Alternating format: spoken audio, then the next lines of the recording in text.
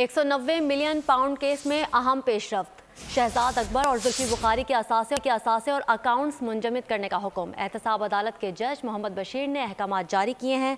मजीद तफसील जानते हैं अपने नुमाइंदे जाहिद मलिक से। जाहिद, बताइएगा इस केस के हवाले से।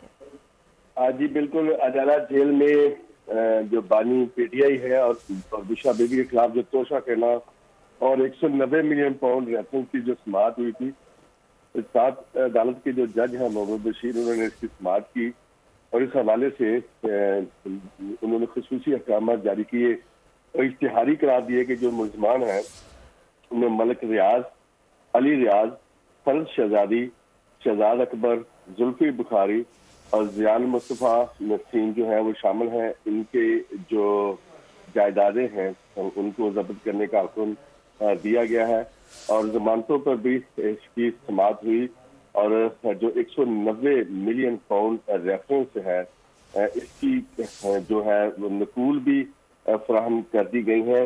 ताहम ये खबर अहम है। ठीक है, बहुत शुक्रिया जाहिद मलिक, आपका तफसीलात से आगाह कर रहे थे। सब्सक्राइब करें और बेल दबाएं ताकि कोई खबर रह न जाए।